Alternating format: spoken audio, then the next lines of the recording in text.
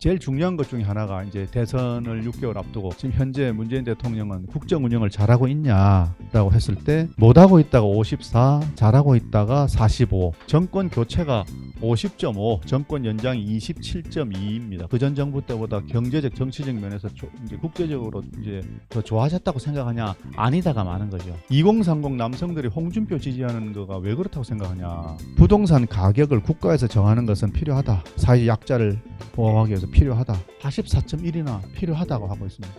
사회주의 하자는 거 아닙니까? 내가 보호받기 위해서 국가가 나를 위해서 울타리를 좀 쳐줘야 돼. 국가가 그러면은 토지를 이제 소유하고 하는 게 맞아? 그럼 너 재산 다 국유화해. 이건 또 아니다고 하는 겁니다. 그러니까 내 거는 뺏기기 싫고 부자들 건 더 뺏어. 이겁니다. 저는 그걸 뭐라고 하냐면은 노비 근성이라고 합니다. 북한에 대해서나 중국에 대해서 안보적으로 우리가 대단히 보수적이다. 2,000명이라고 하는 굉장히 많은 숫자를 대상으로 조사를 했는데 그중에서 특히 여기 보시면 응답률이 35.8%입니다. 평소에 볼 수 없는 대단히 퀄리티 높은 또 비용이 많이 든 조사라고 하는 것을 하나 말씀드리고 이 내용으로 들어가겠습니다. 이번 조사에서 후보들의 지지도도 물었는데 이제 그것은 빼고 또 여기에 있는 넘버링이 이 PPT 자료의 넘버링이 이제 중간에 빠진 게 있는데 시간 관계상 다 할 수 없으니까 조금 빼고 중요한 것들만 넣었습니다. 제일 중요한 것 중에 하나가 이제 대선을 6개월 앞두고 지금 대통령은 지금 현재 문재인 대통령은 국정 운영을 잘하고 있냐라고 했을 때 못하고 있다가 54, 잘하고 있다가 45 이렇게 나왔는데 이제 2달 전의 결과입니다. 2달 전의 결과인데 이렇게 나왔는데 여기도 보면 54대 45 그냥 긍정평가 45나 된다는 말이야. 뭐 이렇게 놀라는 사람도 있습니다. 그런데 이제 그 내용을 또 살펴보면 절대 그렇지 않다. 대체로 그렇지 않다. 또 매우 그렇다. 긍정평가도 퀄리티가 좀 다릅니다. 아니다. 부정평가하고 긍정평가하고 퀄리티가 좀 다릅니다. 이게 긍정평가에서 매우 그렇다는 16.2고 그런데 전혀 그렇지 않다. 이것은 28.6 아닙니까? 여기에서 퀄리티의 차이가 있다. 라고 하는 그런 말씀을 드리겠습니다. 그럼에도 불구하고 어쨌든 여기에 매우 그렇다라고 한 이 사람들 혹은 대체로 그렇다는 이 사람들은 어쨌든 여당 성향의 그러니까 소위 이제 사람들이 얘기하는 이제 진보 성향의 뭐 이런 사람들이라고 볼 수 있겠죠. 이제 이런 질문들 왜 하냐면 이런 질문들하고 이제 다른 여러 가지 질문들하고 이제 교차적으로 분석을 해보면 부정평가하는 사람들의 어떤 성향이 뭐 어떻고 긍정평가하는 사람들의 어떤 성향이 어떻다. 예를 들면은 뭐 부동산 문제라든지 혹은 세금 문제라든지 혹은 자녀 교육 문제라든지 뭐 이런 여러 가지 페미니즘 문제라든지 이런 여러 가지 항목들을 조사에 넣었는데 그런 것들과 혹시 국정 운영 평가의 긍정 부정 이게 어떤 차이가 있느냐 이런 거 볼 수 있을 것 같아서 이런 질문을 넣었던 겁니다. 어쨌든 이 중요한 그 항목 중에 하나였습니다. 다음에는 이제 정당 지지도인데 더불어민주당이 33, 국민의힘이 32.2니까 뭐 거의 같다고 봐야죠. 그 오차 범위가 플러스 마이너스 이제 정확하게 2,000명을 하면 95% 신뢰 수준 오차 범위가 2.19인데 플러스 마이너스는 그러니까 4.2% 안에 들어가면 그거는 뭐 이렇다라고 결론 내리기가 어렵다. 그러니까 여기서 이제 더불어민주당 33이고 국민의힘 32.2인데 그러면 이제 더불어민주당이 지지도가 더 높다라고 말할 수 있냐? 그 말할 수 없다는 거죠. 그것은 충분히 그러니까 샘플링 할 때 생길 수 있는 오류다. 그 오류가 이제 4.2% 정도 되는데 그 범위를 넘어서야 이제 오차 범위를 넘었다고 하는데 이건 이제 더불어민주당 국민의힘이 거의 같다라고 봐야 되죠. 다음 이도 중요한 질문입니다. 정권 교체가 돼야 된다 혹은 정권 연장이 돼야 된다라고 하는 이 질문이 있었는데 여기에서도 보면은 지금 정권 교체가 50.5, 정권 연장이 27.2입니다. 그러니까 뭐 2배 가까이 될 정도예요. 2배 가까이 되는데 여기도 퀄리티가 굉장히 차이가 납니다. 절대로 정권 교체해야 된다가 36.2입니다. 절대로 정권 교체해야 된다 36.2. 그 다음에 절대로 정권 연장돼야 된다 13.8. 13.8.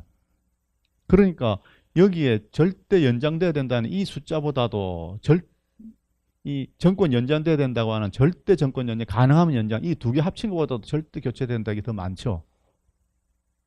더 많죠.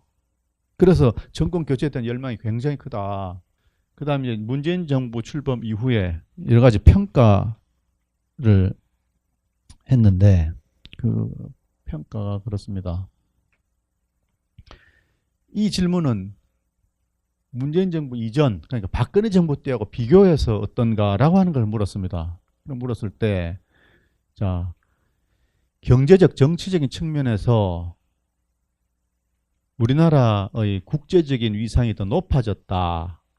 자, 여기에서 파란색은 이제 전부 다 그렇다고, 빨간색은 아니다라고 하는 겁니다. 그러니까 높아졌다, 그렇다가 35.3, 아니다 40.4니까, 자, 우리나라가 지금 현재 정부가 박근혜 정부 때, 그전 정부 때보다 경제적, 정치적 면에서 이제 국제적으로 이제 더 좋아졌다고 생각하냐? 아니다가 많은 거죠. 자, 남북과 사이는 더 평화로워졌다. 아니다가 45.3이랍니다. 그 다음에 이 앞에 것은 우리나라 국제적인 위상인데, 이 뒤에 것은 이겁니다. 나는 더 행복해졌나? 라고 하는 질문입니다. 우리나라는 더 잘 살게 되고 나는 더 행복해졌다. 아니다가 55.6, 그렇다가 17.7. 그러니까 내가 살기가 더 힘들어졌다. 혹은 우리 사회가 더 잘 살게 됐다고 말할 수 없다라고 하는 사람들이 훨씬 많다는 겁니다. 훨씬 많다는 겁니다. 그 다음에 이거는 이제 미래지향적인 겁니다. 올바른 방향으로 나아가고 있다. 혹은 방향성에 대한 얘기입니다. 근데 그것도 이제 아니다가 46.4, 그렇다가 33.2. 전체적으로 굉장히 부정적입니다. 전체적으로. 그런데 행복지수가 이렇게 낮아졌다고 보는데, 그런데도 불구하고 문재인 대통령의 지지도가 이때 당시에 45나 나왔다라고 하는 것은 대단히 놀라운 그런 결과죠. 근데 이제 왜 그런가? 그러니까 제가 개인적으로 생각할 때는, 제가 개인적으로 이렇게 평을 하자면, 이렇게 나는 더 불행해졌다 이렇게 느끼면서도 행복해졌다 이게 17, 18 정도밖에 안 되고 아니다가 55.6이나 되는데, 저런 것들이 왜 문재인 대통령 지지도로 반영되지 않냐? 그러니까 이제 저는 이렇게 얘기할 수 있죠. 말씀드릴 수 있죠. 내가 좀 못 살아, 내가 좀 힘든 처지에 처했더라도 나는 이쪽 사람들 편 아니야. 뭐 이런 것들. 그게 진영 논리. 그러니까 맹목적인 진영 논리, 이런 것들이 표현된다라고 봅니다. 또 다른 질문들 보면서 그런 것들을 동시에 설명할 수 있는 항목들이 많이 있습니다. 다음 거 보겠습니다. 현 정부의 코로나 정책에 대해서 믿고 따르고 신뢰할 만하다가 그렇다가 38, 아니다도 38 비슷합니다. 근데 며칠 전에 이런 질문이 있었습니다. 며칠 전에 그 기사를 통해서 조사 결과를 봤는데, 문재인 대통령이 제일 잘한 게 무엇입니까? 라고 했을 때, 잘한 게 무엇입니까? 했을 때 1등이 뭐냐면은 잘한 거 없다가 37점 몇 %로 잘한 거 없다. 두 번째로 선택된 게 코로나 방역 정책 22점 몇 %였습니다. 그런데 코로나 방역 정책, 그것은 우리나라 국민들이 온순해서 잘 따라준 거지. 뭐 독일이나 미국이나 뭐 이런 나라들은 마스크 쓰라고 강요했다고 해서 뭐 매일 데모하고 막 이렇게 하는데, 우리나라 국민들은 지하철에도 안 쓴 사람 있으면 막 손가락질하고 막 하지 않습니까? 그럴 때 저는 섬뜩합니다. 조금 다른 사람 보이면 막 질타하는 거. 섬뜩한데, 어쨌든 우리 국민들이 협조를 잘해주고 해서 그런 거지. 그게 꼭 문재인 대통령이 잘했다고 볼 수 있냐? 여기도 이제 어쨌든 문재인 대통령이 잘했다라고 보지 않습니까? 잘했다고 보는 사람이 반반 정도 되지 않습니까? 근데 이게 이제 지금 현재로 문재인 대통령이 제일 잘한 정책 중에 하나가 이제 코로나 방역 정책이라고 꼽히는 건데, 뭐 그 1등은 잘한 거 없다가 이제 1등입니다. 37. 여기도 보시면 이제 보십시오. 코로나 예방을 위해서라면 식당 모임이나 교회 예배를 금지하는 것은 부당하다. 그런데 보십시오. 아니다. 부당하지 않다. 그러니까 교회 예배 금지시키고 식당 모임 이렇게 제한해도 돼라고 하는 사람들이 50%는 되지 않습니까? 놀라운 숫자입니다, 저게. 제가 볼 때는, 제 판단으로 놀라운 숫자입니다. 놀라운 숫자입니다. 그러니까 제가 정부 정책이 과도하게 국민들을 이제 이제 국민들의 자유나 이런 걸 억압하고 있다. 그런데 왜 저러지라고 하는데 제가 이런 조사를 볼 때 뭘 느끼냐면 아, 정부는 이런 조사들을 늘 하는구나. 늘 해서 이런 데이터를 가지고 제가 한 조사나 정확하게 조사한다고 하면 제가 한 조사나 혹은 정부에서 한 조사나 똑같을 거 아니겠습니까? 이런 데이터를 보고 식당 모임이나 교회 예배 모임을 금지하는 것이 옳으냐 했을 때 그러니까 정부 정책을 따라주는 사람들이 훨씬 많다라고 하는 이런 데이터를 보고 정부에서 그런 정책을 밀어붙이는 것인가 하는 것을 저는 굉장히 많은 곳에서 보고 있습니다. 그런데 결국에 이런 조사를 통해서 국민들 여론을 반영해서 정치를 하는 것이죠. 정치를 하는 것이죠. 자, 그 다음에 보면은 평준화 정책을, 고교 평준화 정책을 지지하고 특목고 같은 것을 없애야 된다라고 했을 때 동의하는 사람, 그렇다가 33이나 됩니다. 특목고 없애야 된다. 그 이제 우파 쪽 그 분들은 이제 말도 안 된다라고 하고 또 이런 어떤 정책을 쓰면 당연히 전 국민이 반대할 걸로. 왜냐하면 자기 중심에서 생각을 하니까. 근데 실제로 조사를 해보면 그 특목고 등 없애야 된다가 국민들의 3분의 1이 없어야 된다는 거 아닙니까? 대체로 보면 3분의 1이 없어야 된다고 3분의 1이 이제 찬성하고 3분의 1이 반대하고 3분의 1이 중립이고 이렇습니다. 많은 경우들이 그렇습니다. 또 하나 보시겠습니다. 학교에서 학생들에게 지나치게 좌편향 교육을 시키고 있다. 여기는 이제 37.5가 이제 그렇다고 이제 아니다가 33.5인데 이제 이런 것들 보면은 아무래도 이제 호남에서 이제 이런 정책에 대해서 이제 동의하는 경우가 많고 또 남성보다 여성이 많고 40대 50대가 많고 이런 특징들이 좀 있습니다. 또 다음 보시겠습니다. 이거는 페미니즘에 관련된 질문들을 좀 해봤습니다. 자, 여성들은 능력에 비해서 차별받기 때문에 여성 할당제 같은 여성 배려 정책이 필요하다. 어떻게 생각하십니까? 여성 배려 정책 필요하다. 그렇다가 28.6 아니다가 43이나 됩니다. 아니다가. 그러니까 여성 배려 정책 이게 아니다라고 하는 사람들이 어쨌든 15% 정도 더 많은 겁니다. 15% 정도 더 많은 겁니다. 그래서 저는 이 페미니즘 정책 여기에 대해서 아직까지 국민들이 그러니까 그 페미니스트들이 얘기하는 그런 어떤 진보적인 성향을 갖는 데는 아직 멀었다라고 멀었다라고 하는 게 제 가치를 투영하는 그런 발언은 아닙니다. 그 다음에 또 하나입니다. 여성의 임금이 적은 이유는 노동 시간이 적고 경력이 더 적고 덜 위험한 직장에서 일하기 때문이다. 그렇다가 27, 아니다가 38. 자, 이게 이제 이런 결과들을 볼 때 제가 볼 때 뭘 또 조사를 했냐면 연령별로는 어떻고 성별로는 어떨까 이렇게 이제 조사를 해봤습니다. 이렇게 조사를 해보면 여기에 대해서 이 여성 페미니즘에 대해서 이런 여성 페미니즘적인 이 질문에 대해서 제일 민감하게 반응한 층이 2030 여성층입니다. 2030 여성. 그런데 이제 다른 것들 여성 그 배려 정책, 여성 임금 여기에 대해서 성별의 상관관계, 남녀의 차이가 있냐? 여성이 훨씬 높아야 되는데 그렇지 않고 상관관계가 0.19밖에 안 됩니다. 그 다음에 문재인을 지지하냐 아니냐? 그 0.2 정도밖에 안 됩니다. 0.2가 높으냐 낮으냐는 다른 변수들의 상관관계가 보통 얼마인데 이건 얼마냐? 이렇게 했을 때 여기에서 제 조사한 것에서 0.19나 0.2는 대단히 낮은 겁니다.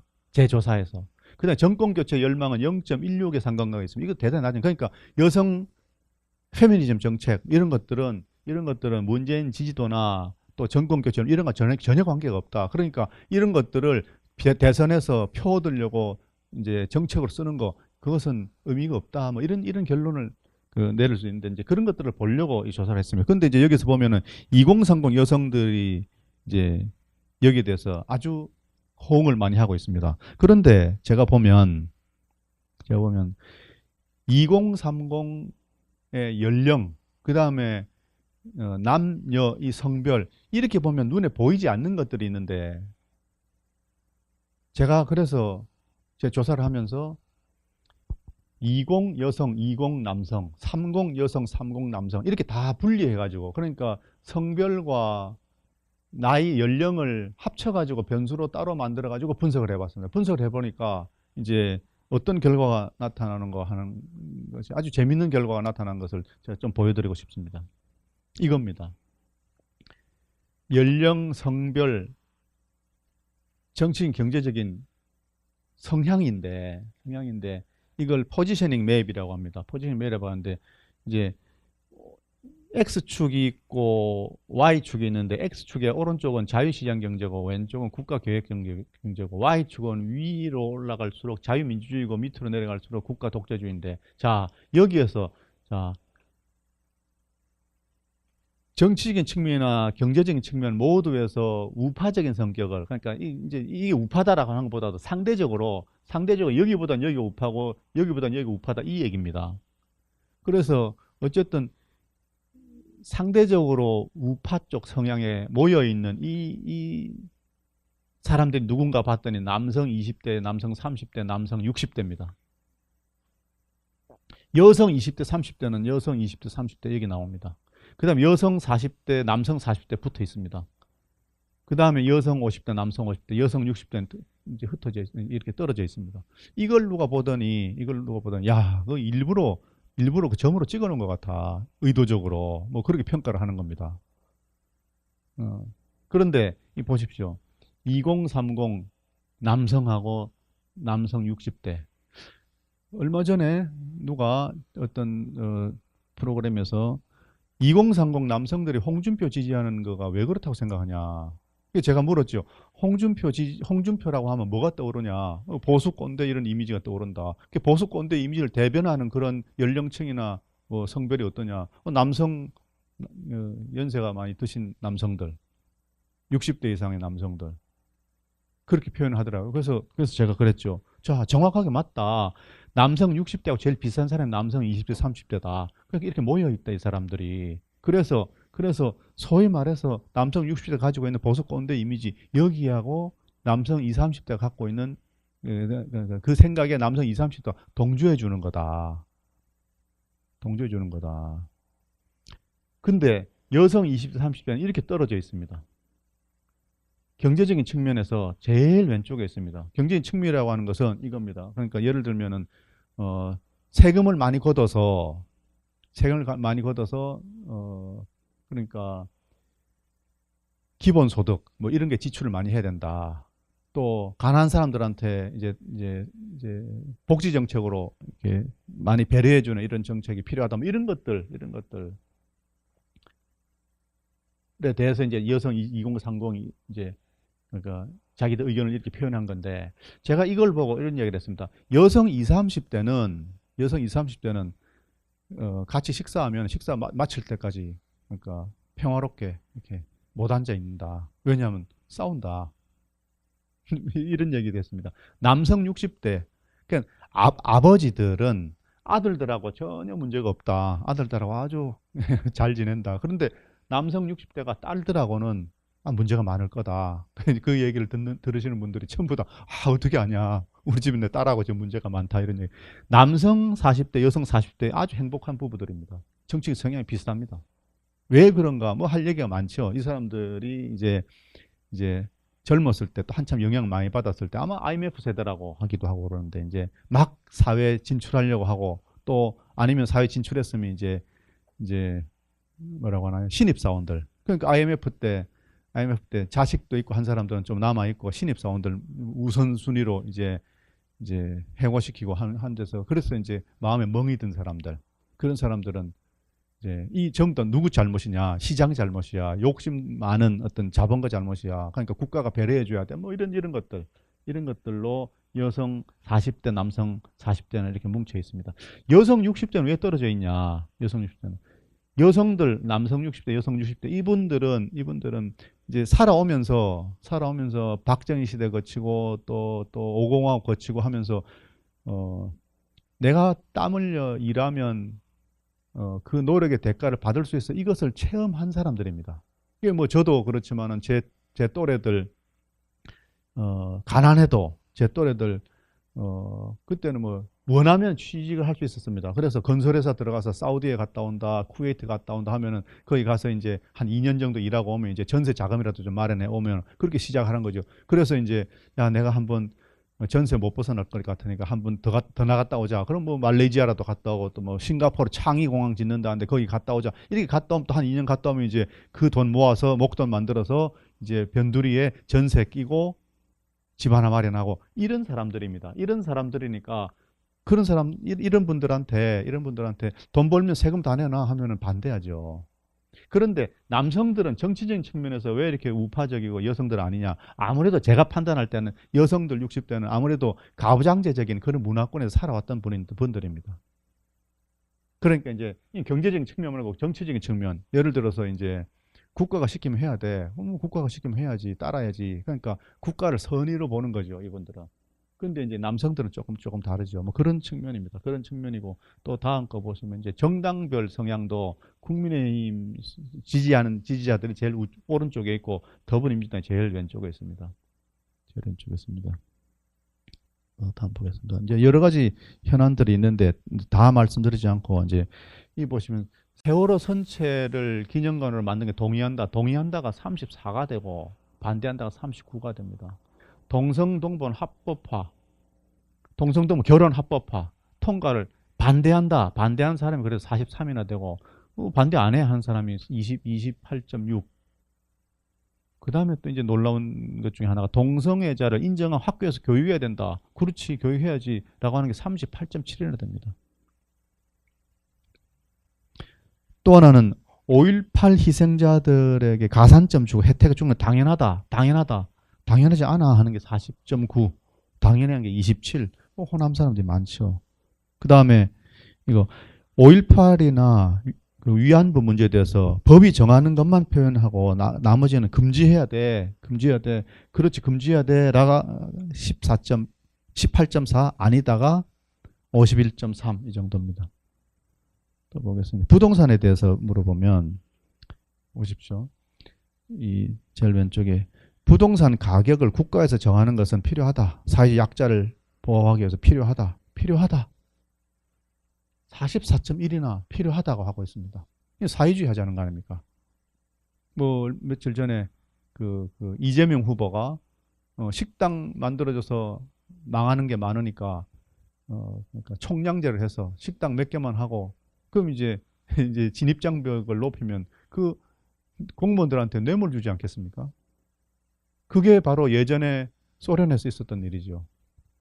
그 사회주의 국가에서 그 사회주의 국가가 부패한다는 게 다 국가가 관여하니까 그 식당 하나 내려면 뇌물을 주죠. 그러니까 이제 이 그런 것들을 물어봤는데 그러니까 우리나라의 일반적인 사람들도 이렇게 생각하는 사람이 많다는 겁니다. 부동산 가격, 임대료 이것을 국가가 정하는 것이 그러니까 사회적 약자를 보호하기 위해서 나 같은 사람 보호하기 필요해라고 하는 거기에 동조한 사람들이 이렇게 많습니다. 또 하나는 이겁니다. 좀 반대되는 경우인데 부동산 문제를 근본적으로 해결하기 위해서 토지를 국가가 소유하는 것이 옳다. 국가가 소유해야지. 이게 25.6 아니다가 48.9. 이거는 이제 이 옆에 이제 임대료하고 이제 좀 다르게 나온 겁니다. 왜 그러냐? 이런 것에서 이제 우리나라 사람들이 이중성을 좀 볼 수 있는데요. 그 이중성이라고 이런 겁니다.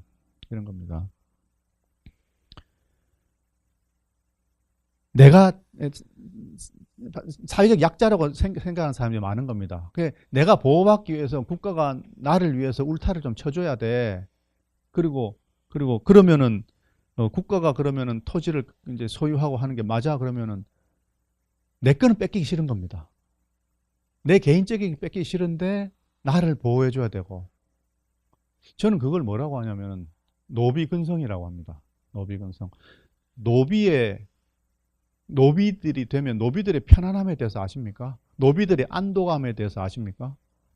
노비들 굉장히 마음이 편하다고 합니다. 그래서 이런 거 아십니까? 그러니까 노비 게임이라고 하는 거 아십니까? 혹시 들어보셨습니까?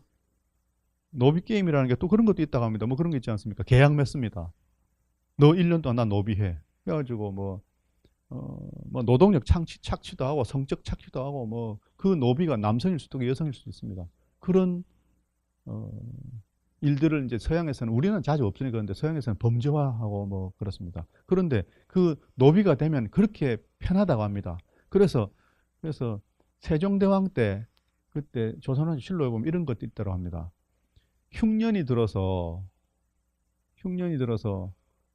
그 백성들이 국가에 자꾸 의존하게 되니까 이게 지속될까 두렵다 이런 글귀가 있다고 합니다. 뭐냐면은 국가가 한번 도와주면 이제 국가가 이제 먹이는 살려주는구나 라고 하면 굉장히 마음이 편한 겁니다.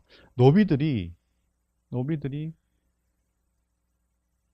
자기가 먹고 사는 거 책임 안 져도 되지 않습니까? 주인이 먹을 거는 주지 않습니까? 최소한. 그래서 예전에 미국의 남북전쟁 때도 남군에 그러니까 노예 해방을 원하는 북군과 그렇지 않은 남군이 싸울 때 남군을 위해서 같이 싸웠던 노비들도 많습니다. 나는 싫어 노비 해방되는 거. 이해하시겠습니까? 노비가 되면 주인이 먹이는 살려주거든요. 또 이런 말도 있습니다. 노예들을 자기가 거느리면 그 노예들을 다 먹고 살게 하고 이제 다 챙겨야 되는데 임금을 주면 그렇지 않지 않습니까? 딱 그 임금만 주고 그럼 그 먹고 살고 나머지는 그 소위 말하면 이제 그 노동자가 책임지는 거니까 뭐 그런 측면들이 가미돼 있다라고 하는데 자 우리도 여기서도 이제 그런 것들을 좀 볼 수 있습니다. 어쨌든 내 거는 지키고 내가 어려워지면 국가가 나 보호해주고 뭐 이런 것들. 자 옆에 보십시오. 부동산 가격 폭등은 정부의 잘못된 정책이 아니고 부동산에 집착하는 부자들의 욕심 때문이다. 그런데 그렇다가 더 많습니다. 약간 40.7이나 됩니다. 아니다가 38.5인데 왜냐하면 어쨌든 이 노비근성이라고 제가 보는 게 모든 것에 대해서 핑계를 대는 겁니다. 자기 책임이라고 안 하고. 그러니까 이제 지금 식당 총량제 뭐 얘기하지 않습니까? 그러니까 저는 자유 중에서 굉장히 중요한 자유 중에 하나가 뭐냐면 우리 여기 제가 자유기업원에 와서 제가 말씀드리지만은 자유할 때 또 기업할 때 자유기업에 굉장히 중요한 것 중에 하나가 실패할 자유입니다. 실패할 자유. 자기가 자기 책임 안에서 해서 실패하고 성공하고 그 자기가 책임지는 거다. 그래야 고민도 하고 그래야 연구도 하고 그래야 노력도 하고 그거를 원천적으로 막아버리면 발전이 없죠. 그 사회에.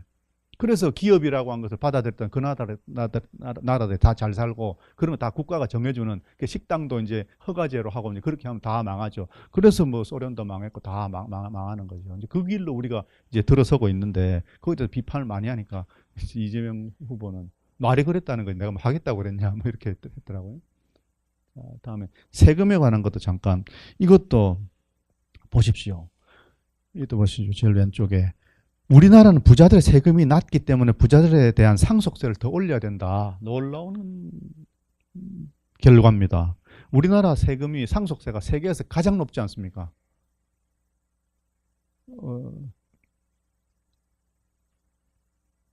60% 얼마 전에 그 이재용 삼성의 부회장이 60% 이건희 회장의 후손들이 60% 세금을 낸다 해서 이제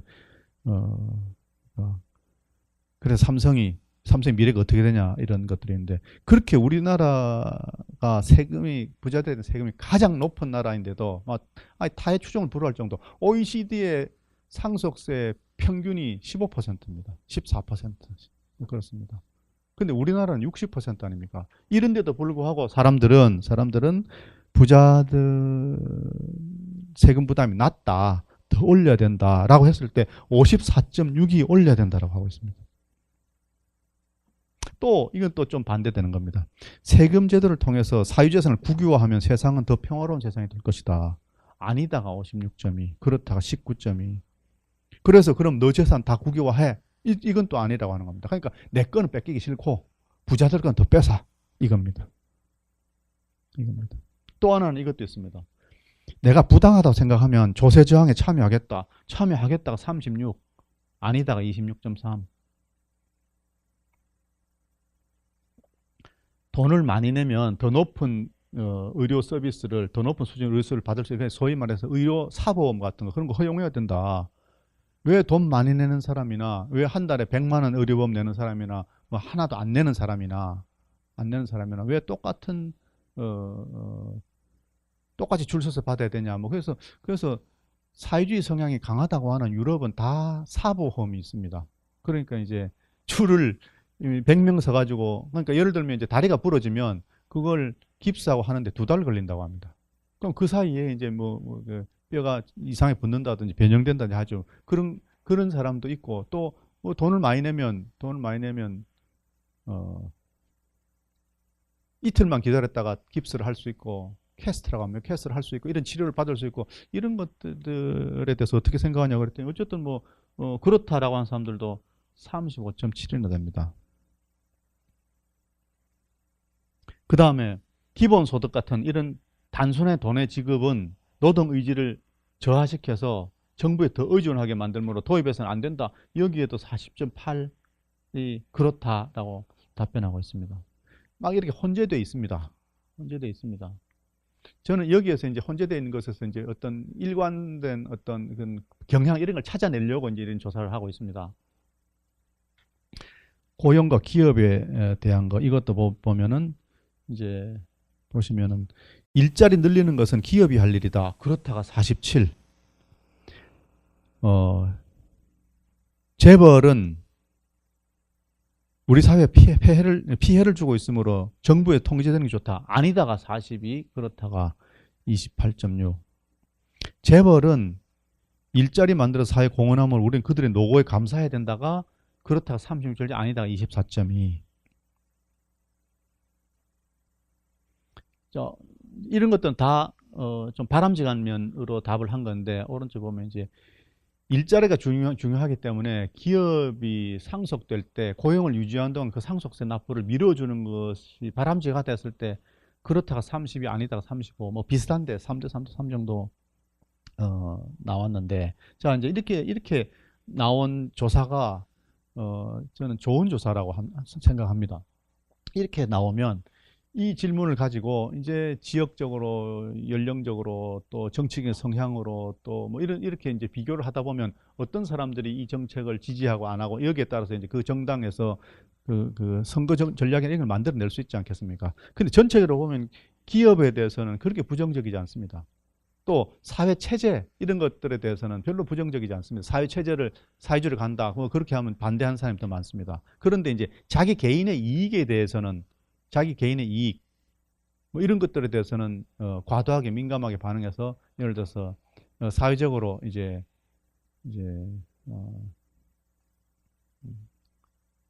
그러니까 중하층 이분들은 자기 이익에 대해서 뺏기지 않으려고, 또 하나는 부자들의 그 이익을 이제 골고루 나눠줘야 된다, 이런 쪽으로 훨씬 더 이제 그런 태도를 보이고 있죠. 국제적인 관계 좀 조사를 해봤습니다. 자, 아까 그런 경제적인 측면 이런 거 말고 이거는 이제 정치적인 측면이나 국제관계들입니다. 이 제일 왼쪽에 보면은 우리가 자유민주주의 체제를 포기하더라도 남북한이 하나로 통일되는 게 더 중요하다. 아니다가 75.2, 그렇다 9.5. 그래서 그리고 전체적으로 보면 북한에 대해서 굉장히 거부감을 많이 갖습니다. 자, 남북한 사이는 지난 정부 때보다 더 평화로워졌다. 평화로워졌다고 해야 되는데 아니다가 45점, 차라리 박근혜 정부 때가 더 나았다라고 하지 않습니까? 그 다음에 북한에 인도적인 지원을 해야 된다. 한민족이기 때문에 국제 제재와 관계없이 인도적인 차원의 지원을 해야 된다. 아니다가 47, 그렇다가 25, 거의 두 배나 많게 북한에 대해서 이런 거부감을 갖고 있습니다. 그 다음에 또 보십시오. 한미연합 군사훈련을 축소하거나 취소하는 것이 지역평화를 바람직하다. NO가 64, YES가 14. 이렇게 압도적으로 북한에 대해서, 또 한미 동맹이 약화되는 것에 대해서 이제 거부하고 있습니다. 이런 거 보면 전체적으로 안보에 대해서는 대단히 보수적인 태도를 취하고 있다. 안보에 대해서. 그래서 제가 볼 때는 야당이 선거운동 때 이 문제를 집중적으로 문재인 정부의 실정으로 지적해도 되지 않느냐. 또 보십시오. 국가보안법이 필요하냐. 그랬을 때 필요하다가 64, 아니다가 13. 기밀성 회고록 판매 금지돼야 된다. 51.5가 금지, 18.5가 이제 판매해도 된다라고 하고, 대북 전단 금지법은 되돌려놔야 된다. 원래대로 38에 그렇다고 아니다가 31.4 이렇게 나왔습니다. 중국에 관련 질문입니다. 우리나라의 정부의 친중 정책으로 자주성과 국익이 크게 손상되었다. 그렇다. 손상되었다. 47.5 아니다가 24.9. 이거 보십시오. 중국인들이 우리나라 토지 매입이 늘어난 것은 대단히 우려할 만한 일이다. 그렇다가 78.6 아니다가 5.9. 중국이 강원도에 차이나타운 건설한 것을 환영한다. NO 69. 괜찮다가 환영한다 9.8. 이 보십시오. 강원도에 디즈니랜드가 들어오는 걸 환영한다. 그랬을 때 환영이 38.5 아니다가 25.9. 이 미국이 디즈니랜드를 이제 건설한다고 하는 것은 경제적인 행위로 생각하는 거고, 중국이 들어온다는 것은 그러니까 침략 비슷하게 생각하는 거죠. 그래서 중국에 대해서 이렇게 반발심이 큽니다. 또 보십시오. 사드 배치는 한반도 동북아 평화를 위해서 필요하다. 49가 필요하다. 아니다가 17. 이거 보면은 그러니까 안보적으로 북한에 대해서나 중국에 대해서 안보적으로 우리가 대단히 보수적이다. 아직까지라고 하고 있고요. 또 하나 이 보십시오. 정부는 반일 정책을 정치적으로 이용한다 했을 때 이용하고 있다가 35, 아니다가 37 비슷합니다. 자, 이 보십시오. 일본에 대해서는 좀 다릅니다. 일본에 대해서는 뭐냐면은 위안부 소녀상을 더 많이 세워서 기억하게 해야 된다. 그랬을 때 55%가 그렇다, 아니다가 15.3. 일본에 대해서는 그러니까 이제 뭐 심하게 표현하면 이성을 잃었습니다. 일본에 대해서는 그렇게 표현하고 싶습니다. 보수적인 성향이 대단히 강하고 또 점차 강화되고 있습니다. 이번 정부 들어와서. 그래서 북한하고 가깝게 지낸다고 할수록 북한에 대한 반감이 더 늘어나고, 또 중국에 대해서 더 친화적으로 한다고 할수록 중국에 대해서 반중 정서가 더 늘어났다고 봅니다. 박근혜 대통령 때 반중 정서가 이렇게 늘어났고 또 북한에 대해서 이렇게 적대적이지 않았거든요. 부정선거 관련된 것들 좀 물어봤습니다. 질문을 모아서. 자, 이 5가지를 물어봤습니다. 작년에 있었던 지난 4.15 총선 조작 의혹에 대해서 특검을 통해서 밝혀져야 된다. 이게 43.4가 밝혀져야 된다. 아니다가 30.4. 자, 드루킹 댓글 사건에 대해서 문재인 대통령의 사과 및 진상규명이 필요하다. 왜냐하면 문재인 대통령의 그 수행비서였던 그 김경수가 그 대선 때 다니면서 드루킹하고 뭐 그렇게 일을 꾸몄고, 또 그 김경수가 이제 경남지사가 돼서 나중에 재판에서 이제 유죄 판결을 대법원에서 받았기 때문에 거기에 대해서 문제에 대해서 사과해야 되지 않느냐. 그렇다가 51, 아니다가 24.4. 그러니까 두 배 이상 문재인 대통령이 사과하고 진상규명이 필요하다. 진상규명 다 안 됐다 이런 얘기고. 2018년 그 지방선거 때 울산시장선거에 국가 공권력 개입에 대해서 그 의혹에 대해 철저하게 조사하고 처벌해야 된다. 그렇다가 59, 아니다가 15.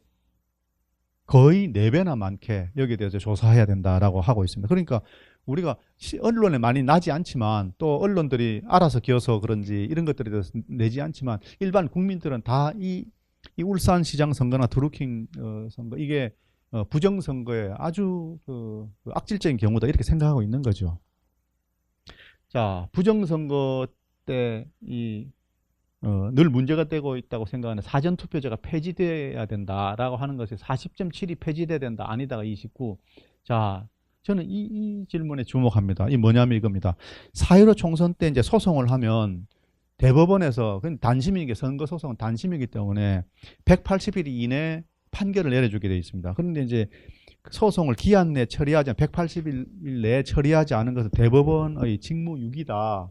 그 대법원에서 뭐라고 하냐면 그건 권고사항이지 의무사항은 아니다. 이렇게 해서 피해가고 1년도 넘었는데도 그리고 뭐 120건인가 되는 그 소송 사건이 전체 지역구가 뭐 250개 정도 됩니까? 근데 253개입니까? 거기서 이제 120개 정도, 하여튼 뭐 120건인지 120개인지 하여튼 그 정도가 소송을 혹은 이의제기를 했다고 하는데 그 중에서 처리된 게 극히 적죠. 그래서 거기에 대해서 이 대법원의 직무유기라고 생각한다라고 하는 것이 58.2가 직무유기다, 아니다가 11.3.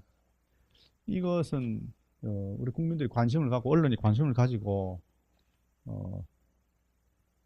대법원이 우리 사회의 정의를 지켜가는 그 근간인데 그 대법원이 무너졌다. 거기에 대해서 우리 국민들이 이렇게 생각하고 있다는 거죠. 그렇게 생각하고 있다는 거죠. 심각하게 생각을 해야 되는데 또 마지막입니다.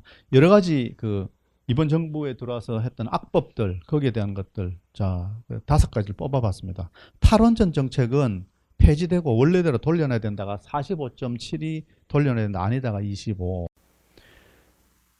북한과 9.19 군사 합의 정책은 폐지돼야 된다, 이게 그렇다가 36.2, 아니다가 26.5. 그 다음에 검찰 수사권 박탈, 이것도 원위치해야 된다, 이게 39.6이 그렇다, 아니다가 31.8. 그 다음에 대북 전단 금지법, 이것도 원위치해야 된다, 이게 38이 이제 그렇다, 아니다가 31.4. 자, 여기 31.4, 31.8 뭐 이런 것들이 다 이제 견고한 소위 말하면 이제 좌파들의 특징이죠. 오른쪽에 이건 약간 다릅니다. 약간 다릅니다. 여기는 부정적인 거, 아니다가 38.5로 조금 높습니다. 34.3보다. 뭐냐면은 최저임금 정책과 주 52시간 근로시간, 이걸 강제한 정책은 폐지되고 원래대로 돌려놔야 된다. 여기에 대해서는 아니다가 조금 더 많습니다. 뭐냐면은 자기 개인의 이익에 대한 거, 자기 개인적인 이익에 대한 것은 지키려고 합니다. 좀 거시적인 문제, 큰 문제, 여기에 대해서는 좀 국민들이 반대하는 경향이 좀 많습니다. 그런데도 불구하고 제가 이런 것들에서 그래도 여기에 대해서 되돌려 놔야 된다, 이런 악법들이라고 평가된 것, 이것이 아니다라고 하는 사람들이 이렇게 높은 것에 대해서 저는 굉장히 우려하고 있고 또 걱정하고, 우리 사회 우리 사회를 그러니까 전체주의 국가로 만들어 가려고 하는 거, 뭐 이런 것들을 지지하는 성향들, 저걸 저는 전체적으로 뭐라고 하냐면 노비근성이라고 하는데, 이제 그런 사람들이 아직도 대단히 많다. 그 노비근성이 제가 생각할 때는 깨진 게 6.25 때라고 생각합니다. 6.25라고 하는 게 우리 민족한테 큰 불행이었는데, 그 6.25를 거치면서 노비든 뭐 양반이든 이런 사람들이 전부 다 자기 고향을 버리고 떠나야 됐지 않습니까? 그때 그 과정을 거치면서 그 과정들이, 전쟁을 겪으면서 자기가 신분적인 탈피 이런 것들을 경험을 했던 거죠. 그런데 이제 그러고 나서 이제 아무래도 북한하고 전쟁을 했으니까 이제 공산주의 이게 발 못 붙이게 하고, 그러면서 이제 우리가 박정희 대통령 이후에 이제 경제 발전 이루면서 이제 내가 뭐 새마을 운동도 그렇고 뭐 여러 가지 내가 땀 흘려서 일하면 이 대가를 내가 받는구나, 이렇게 잘 만들어져 왔는데, 이제 언젠가부터 이제 우리가 민주화 된다라고 하는 그때부터 이제 다시 우리 민족이 갖고 있던 그 500년 동안 조선시대 때 많게는 50%, 전 국민의 50% 정도가 노비였다고 하는데, 그 생각들이 이제 스물스물 다시 이제 되살아나는 겁니다. 우리 민족이 가지고 있었던. 그러니까 근데 우리 인간들한테는 그런 마음들이 다 있죠. 그러니까 소위 말하면 제가 아까 말씀드렸던 노비의 뭐 안도감 이런 거 있지 않습니까? 내가 있으면 내가 내 재산을 내가 가질 수 있고 이건 안 되지만, 내가 노비로 있으면 내 주인한테 복종하고 부주인 시키는 거 하면 밥은 먹고 살아. 밥은 먹여주겠지 하는 그런 것들이 지금 이런 것들로 이런 빨간색에 표현되는 이런 것들로 표현되는 것이 아닌가, 이런 생각을 해요. 전체적으로 제가 여기서 이제 너무 시간이 벌써 제가 이제 발표한 게 1시간이 지났는데 이제 덜 중요한 건 좀 빼고 이제 대체로 설명을 들었는데, 이게 제가 이제 2달 전에 했던, 그러니까 대선 6개월 앞두고 우리 국민들의 의식, 그다음에 가치관 조사를 전체적으로 해보자 하는 그 결론이었습니다. 경청해 주셔서 감사합니다. 단지 국민들의 이기심, 우리 황 교수님이 이렇게 자세히 말씀해 주신 이 이기심이 사실 합리적인 이기심보다는 직물적인 이기심이 있다라는 생각이 듭니다. 그래서 여기 보게 되면 상속세 같은 거 그냥 올려라. 상속세 올려서 우리 뭐 스웨덴 얘기를 해도 여기에다 사람들이 많이 끌리고 재벌들한테 탐욕이 있다는 탐욕으로 재벌들을 좋아하면서도 존중해야 된다면서도 재벌의 탐욕이 보인다 그러면 저기를 싫어하는 이런 것들은 보면 부동산도 이 가격을 통제하는 게 나한테 유리하지 않냐 이런 생각을 하는 국가에서 이게 다 직물적인 이기심. 우리 황 교수님 표현으로는 이제 노비근성이라고 이제 표현할 수 있는데 이 직물적인 이기심에서 합리적인 이기심으로 넘어가는 게 우리가 이제 그 사회 그 국민의 의식의 고양을 얘기할 수 있는데 그 부분은 아직 해결이 안 된 것 같습니다. 근데 그 부분에 대해서는 저기가 직물적인 이기심 이 부분은 우리들이 혁파를 해야 되는 거고 설득을 해야 되는 부분이지만 그 본질적으로 자유우파 이 시장제도나 자유민주주의라든가 이 안보라든가 이 모든 거 국제정세도 정확하게 보고 있다고 생각이 듭니다.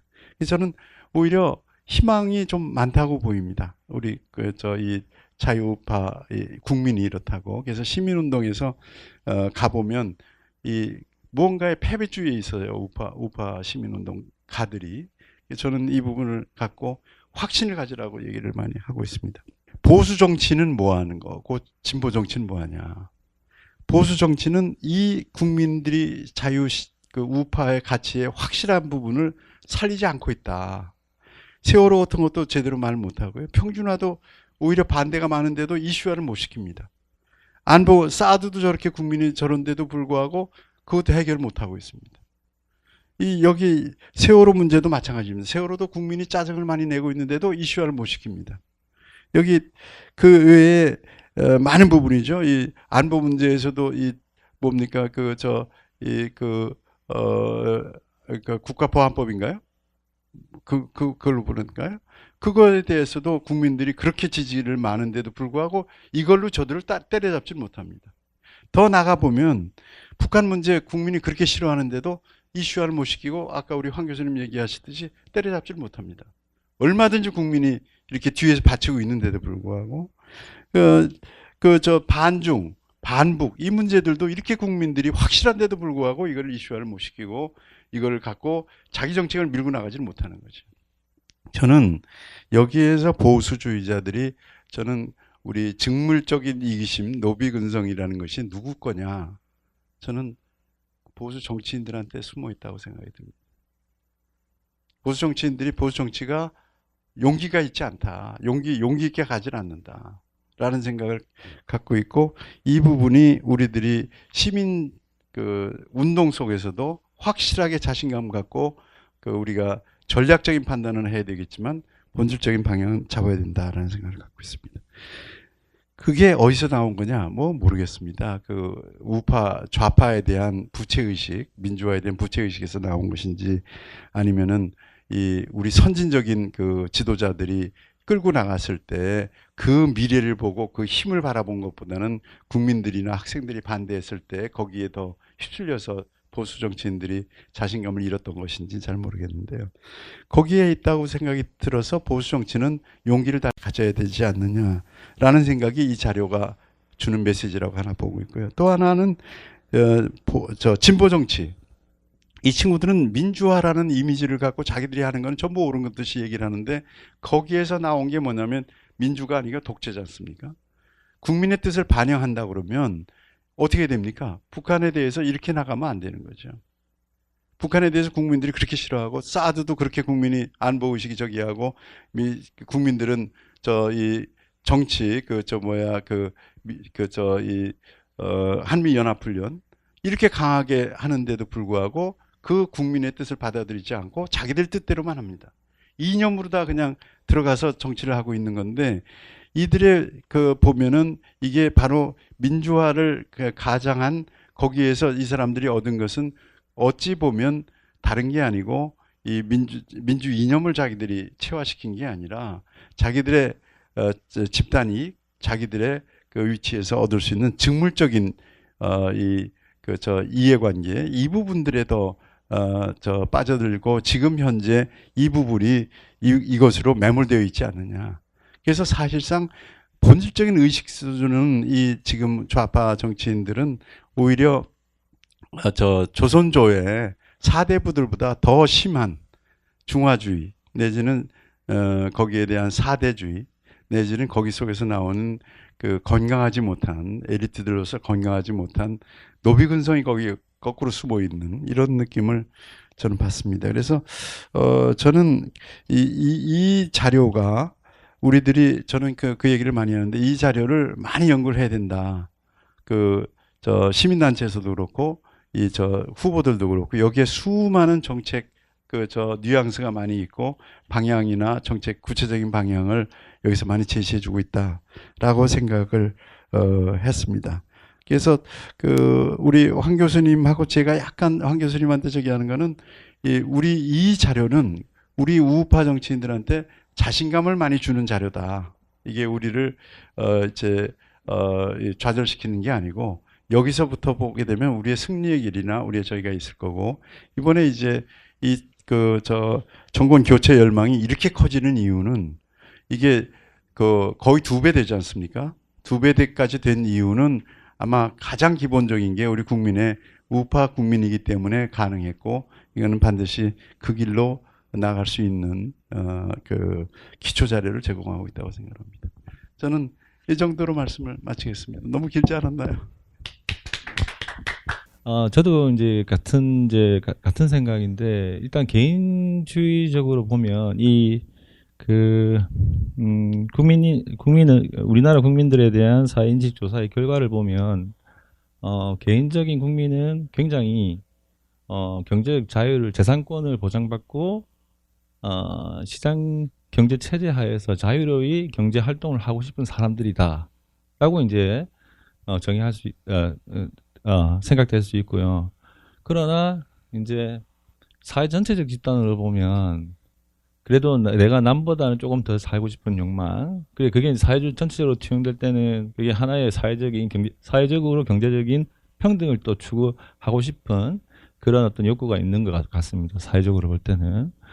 그리고 이게 경제적인 어떤 데이터를 보면 우리가 경제 위기를 몇 번 거치면서 이제 소득 불평등 또는 소득 격차라는 문제가 생겨나는데 기본적으로 우리가 1997년도 그 다음에 98년도 외환위기를 한번 거쳤고요. 그 다음에 2009년도 글로벌 금융위기, 최근에는 코로나 사태로 인한 경제적 충격 따라서 이럴 때 이제 경제적 위기가 한 번씩 도래하고 그 이후에는 그 소득이 가장 낮은 계층, 그 다음에 소득이 가장 높은 계층의 소득 점유율이 커지게 돼 있거든요. 그럼 그게 소득 점유율이 그런 위기를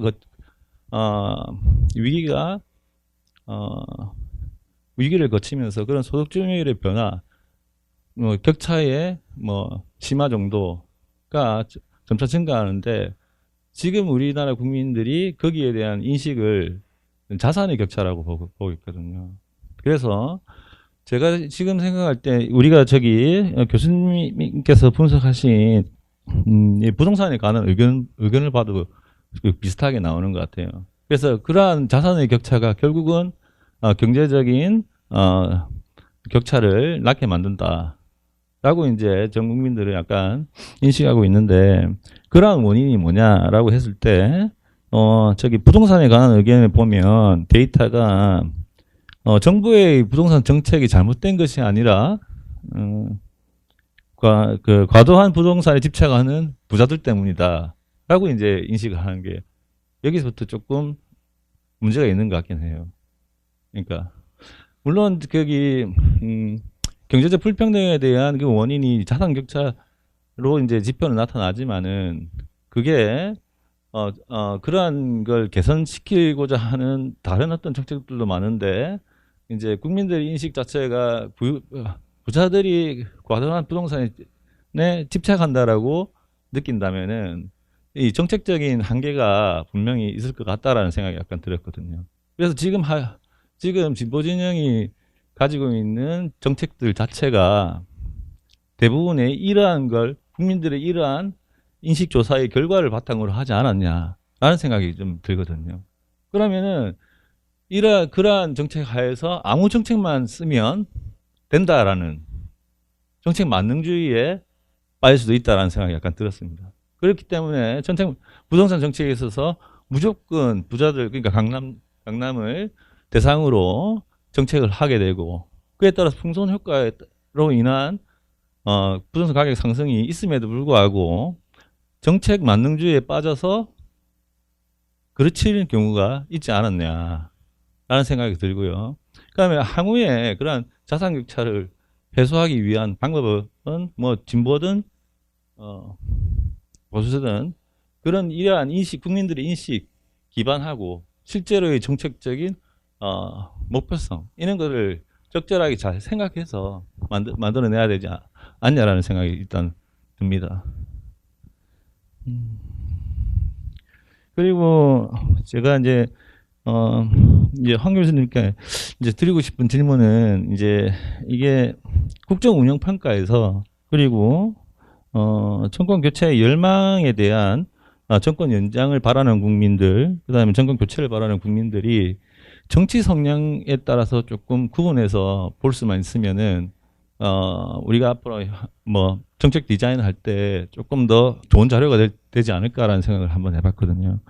왜냐하면 이게 뭐 어떤 조사마다 항상 국정운영평가에 긍정 답변, 부정 답변 이렇게만 나오는데 그 사람의 어떤 정당별 지지도가 그 사람의 정책적인 선호 순위, 그러니까 지금 하는 정책에 대한 선호가 있는 집단하고 그 다음에 그 사람 방향성하고는 그 사람의 정책적인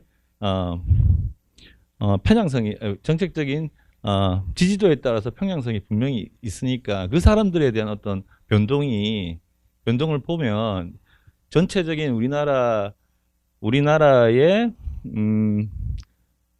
향후 미래 우리나라를 위해서 정권이 어떻게 돼야 되느냐, 연장이 돼야 되느냐, 아니면은 교체가 돼야 되느냐에 대한 걸 혹시 더 자세히 알 수 있지 않을까라는 생각을 해봤고요.